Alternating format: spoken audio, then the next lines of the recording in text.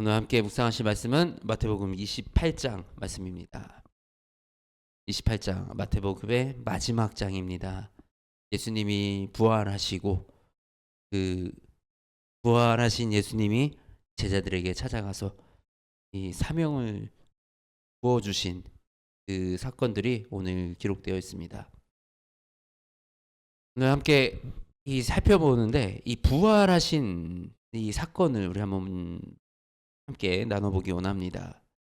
안식일이 다 지나고 안식일 후 첫날이 되려는 새벽에 막달라 마리아와 다른 마리아가 무덤을 보려고 갔더니 안식일 후 첫날 이날 주님이 부활하셨습니다.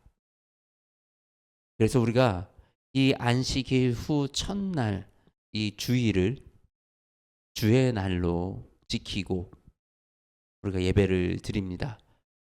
이 주일은 예수님이 부활하심을 상징하는, 우리는 매주 예수님의 그리스도의 부활을 기억하고 그 부활에 동참하는 것이 바로 이 주일 예배입니다. 우리 안식일에 대해서, 그러면 우리는 안식일을 안 지키는가? 왜 안식일을 지켜야 되는 거 아닌가? 또 유월절에 대해서 유월절을 우리가 지켜야 하는 것이 아닌가? 이것이 이제 이단들에서 주로 말하는 그 교리이고 우리를 기독교를 공격하는 이것 중에 하나입니다. 그래서 우리가 이것을 분명하게 알아야 할 것은 안식일의 주인은 예수 그리스도십니다. 안식일은 하나님이 이 세상을 창조하시고 우리에게 쉬라라고 말씀하셨지만 결국 이 안식일의 주인이 되신 예수 그리스도께서 이루신 그 부활의 그 날이 이제는 새 날을 맞이한 우리가 지켜야 할 그 날인 것입니다.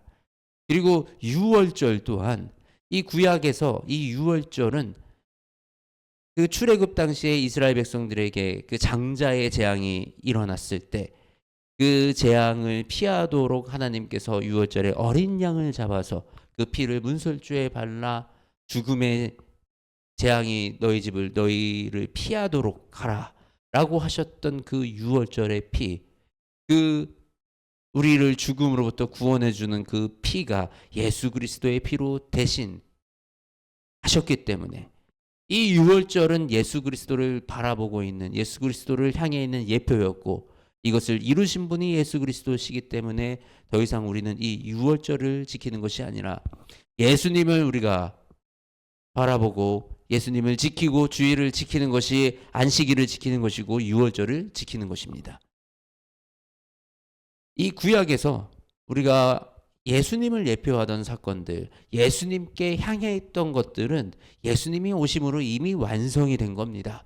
그래서 그런 우리가 구약의 율법과 관련된 이런 것들은 예수님을 바라봄으로 우리는 완성한 것이고, 아직 우리가 이제 예수님이 새롭게 만드신 율법들, 예수님이 율법을 폐하러 오신 것이 아니라 율법을 완성하러 오셨다.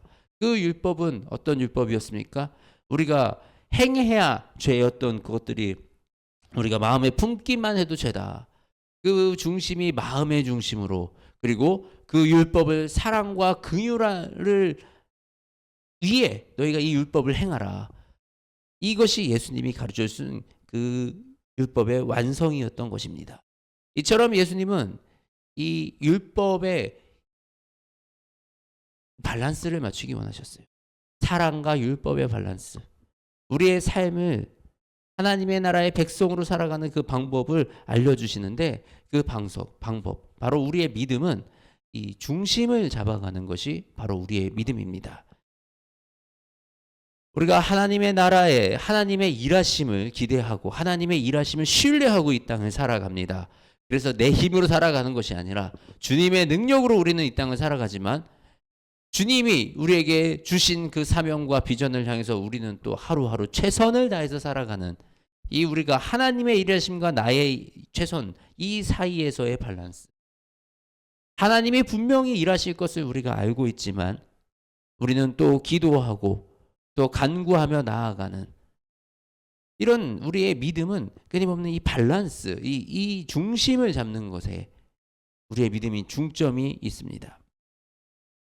예수님은 이미 승리를 이루셨어요. 예수님은 이미 구원을 이루셨습니다. 근데 아직 오시지 않은 예수님, 아직 우리는 예수님의 마지막 재림을 기다리며 사망을 멸하시는 그날을 우리는 기다리고 있는 것입니다. 우리는 이 이미와 아직 사이에서 이 균형을 잡아가면서 하나님의 백성과 이 땅의 육신으로서의 삶의 균형을 또 잡아가야 하는 것입니다. 이것이 우리 신앙의 기초예요. 근데 요즘 너무 정치적으로 막 시끄럽죠. 정치적으로 시끄러운데 이 극단적으로 이분론적으로 왼쪽이냐 오른쪽이냐 서로 왼쪽이면 오른쪽 욕하고 오른쪽이면 왼쪽 욕하고 어떻게 이런 것이 우리 기독교의 모습일 수 있을까 굉장히 속상합니다. 예수님의 이런 삶, 우리가 예수님께서 이 가늠한 여인을 돌보시고 이 세리들을 돌보셨던 그 사건들을 바라봤을 때 예수님은 당시에 이 가늠한 여인을 감싸고 이 여인을 정죄하지 아니하신 것은 마치 진보적인 모습과 같습니다. 그 당시에 룰을 깨고 급진하게 개혁해서 약한 자가 소외된 자를 위해서 뭔가 해 나아가는 그 모습처럼 보여집니다. 그러나 분명히 예수님은 그 여인에게 다시는 죄를 짓지 마라 라는 또 보수적인 성향의 그런 모습을 보입니다. 예수님은 이 보수와 진보로 우리가 이런 이 그 속성을 이 제한할 수 있는 그런 분이 아니십니다. 예수님은 이 진보와 보수를 뛰어넘어서 세상의 모든 우리의 지식을 뛰어넘어서 진리를 가르쳐 주시는 그분의 이 우리 교회가 어떻게 한쪽에 치우쳐서 한쪽이 맞다 다른 쪽은 무조건 틀리다 그러면서 이 젊은 20대 아이들이 법원에 가서 폭력을 행사하고 폭동을 하게끔 이렇게 만드는 것은 우리 교회의 올바른 모습이 아닌 것입니다.